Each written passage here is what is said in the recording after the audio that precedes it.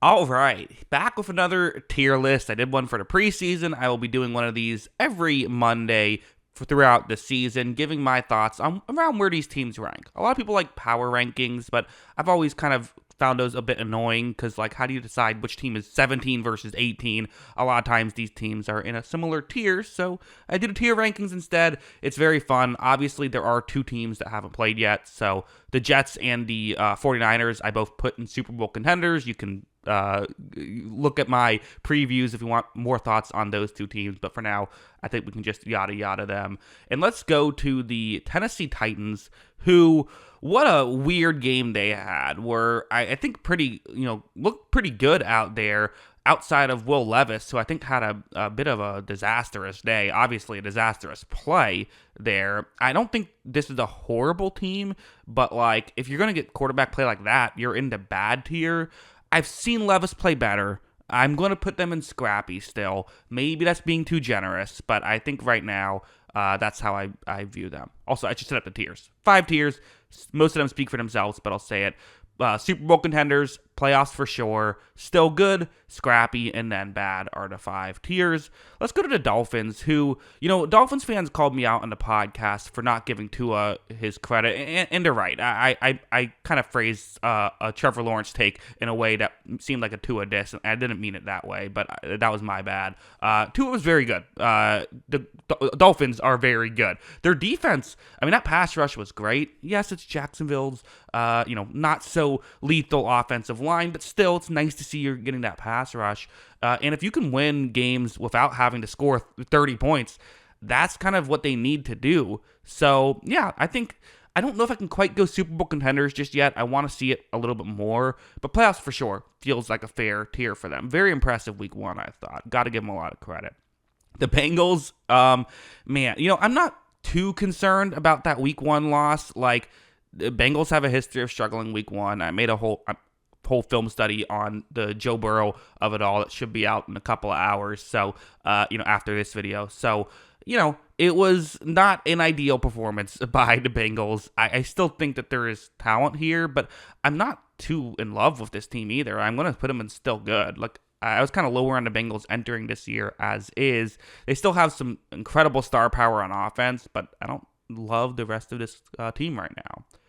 The Browns, man, it's weird where I think I put them in like playoffs for sure entering the season, or maybe still good. I don't know how much tiers I can drop you after just week 1, but they might get the maximum amount in this one, because I think that this defense, I'm expecting to be better, and still did some nice things against the Cowboys. Their offense couldn't move the ball, so it didn't matter, but they still did do some nice things against the Cowboys. But this Deshaun Watson thing, it was a mess. It was an absolute mess. And I think scrappy feels like a fair tier for them right now, because I do still know there is a lot of talent on this team, and I'm assuming it's not going to go this poorly again throughout the rest of the season. But it might be bad. It might be bad with Deshaun Watson out there right now. But maybe it was just a bad game. We'll see.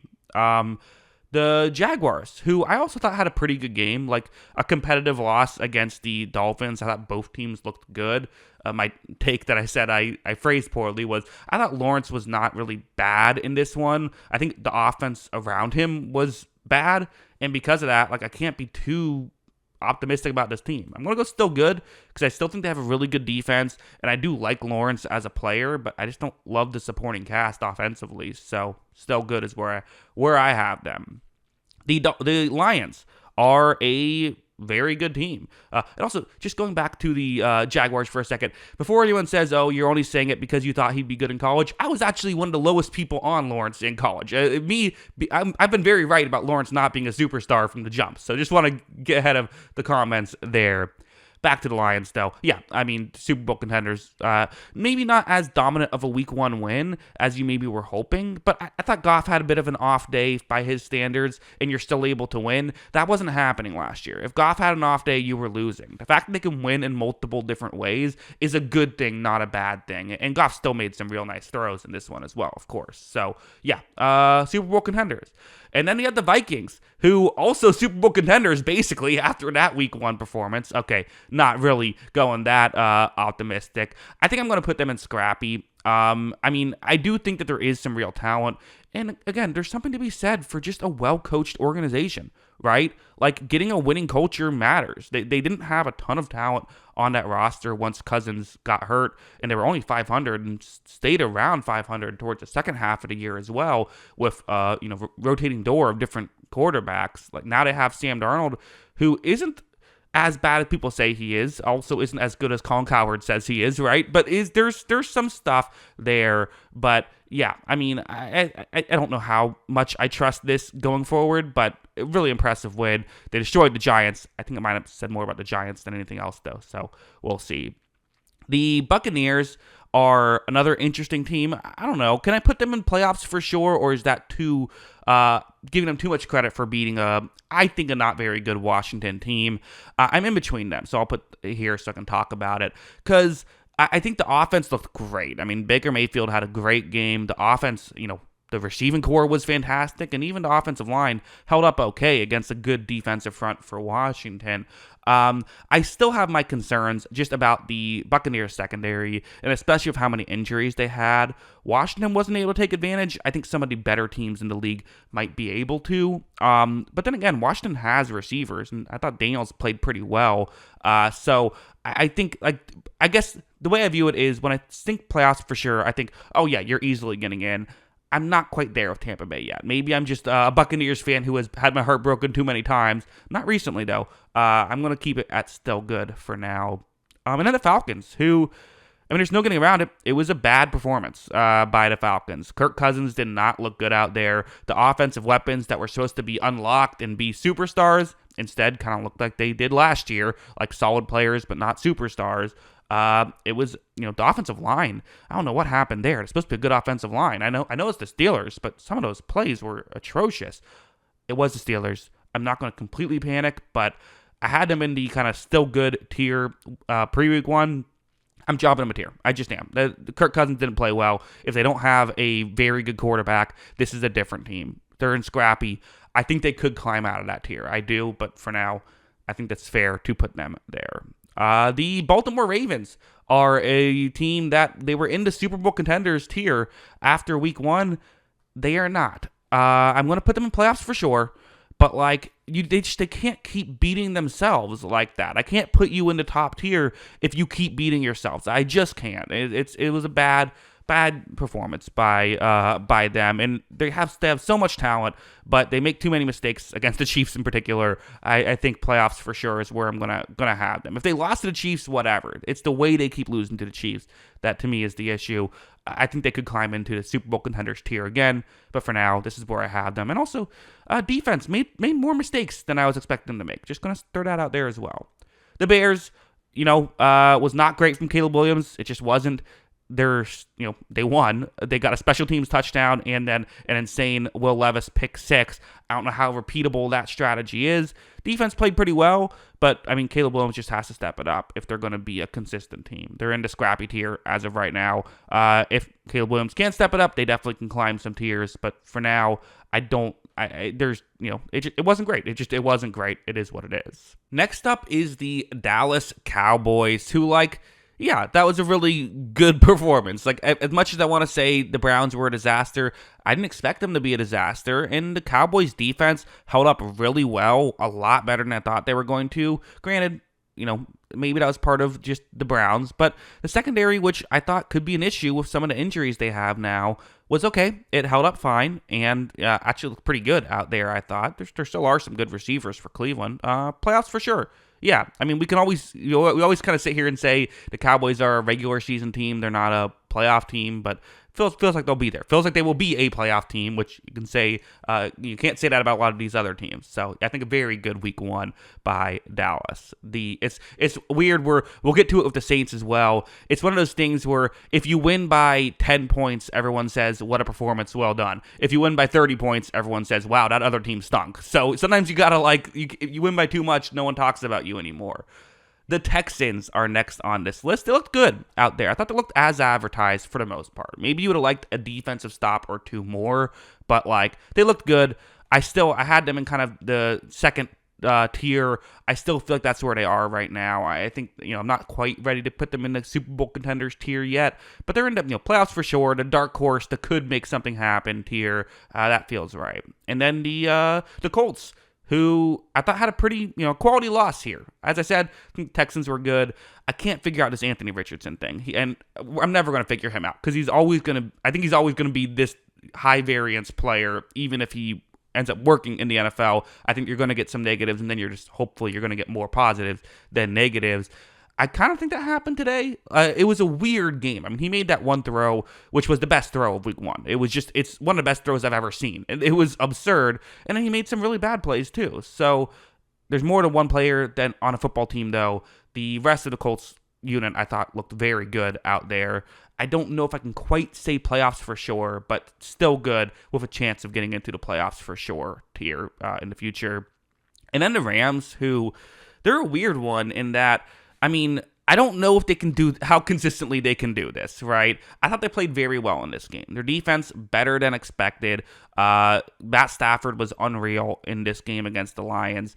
The issue is just, can he keep doing it? Because there is a lot of injuries, and Stafford's kind of always been a player who will look like the best quarterback in the world one week and then look like a good quarterback the next week, right? Like he is a bit of a high variance player. Speaking of Anthony Richardson, I still think they're good.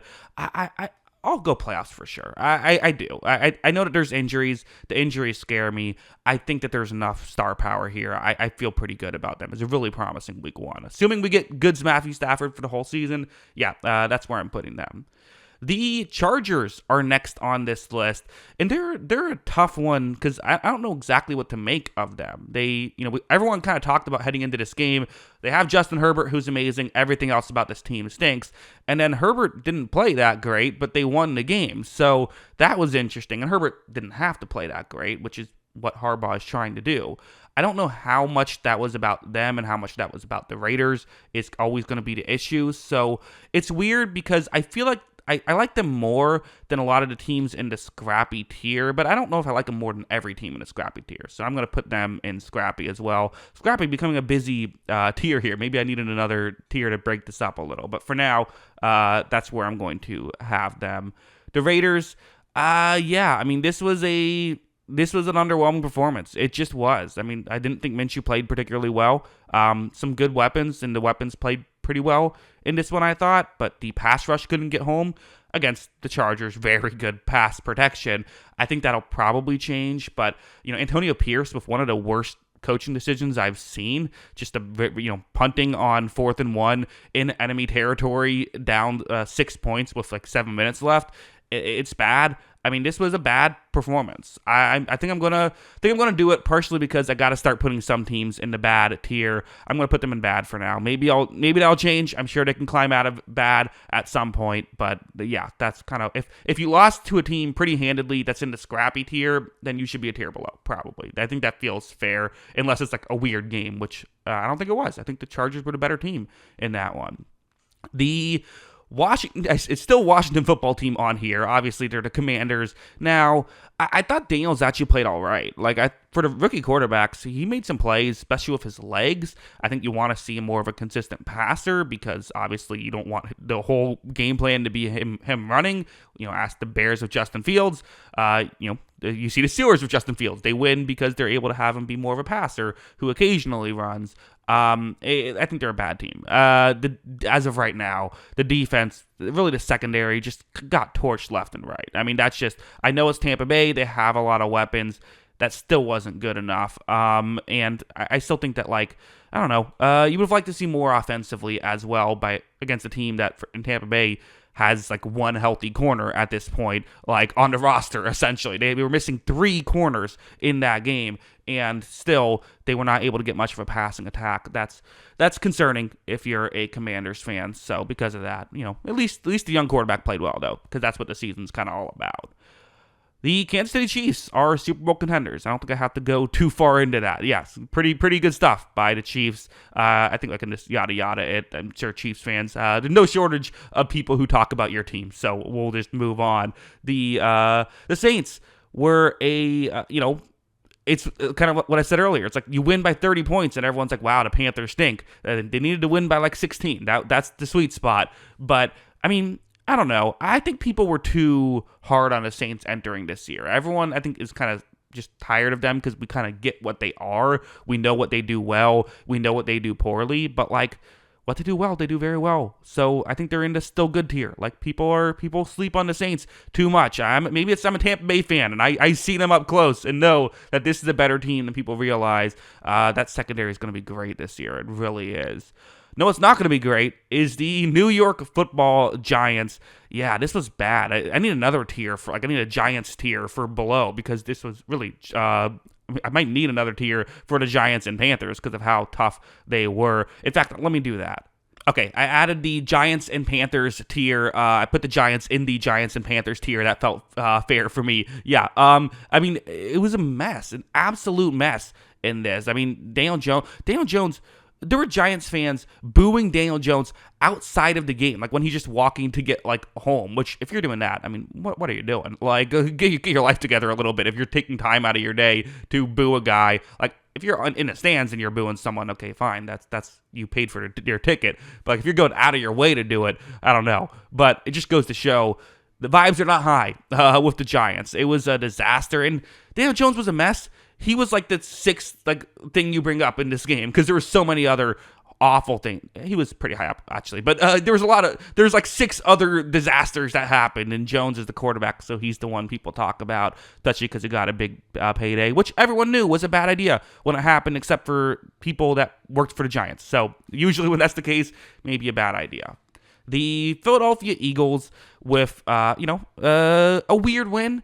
Jalen Hurts did not play very well, I thought, but did make some plays. But as a whole, definitely not his best. We've seen him play better, for sure. A.J. Brown's amazing. The weapons are still very good for the Eagles. And the defense, better. Not great, but better.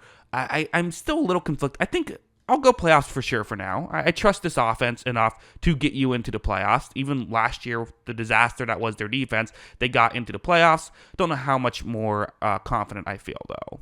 Next up is the Pittsburgh Steelers, who, of course, are able to Steelers their way into another win. And, I'm tired of saying, oh, they're a bad team that just happens to win. No, they're still good. Let's just put them in that tier because they have, their coaching staff is part of the team. They find ways to win.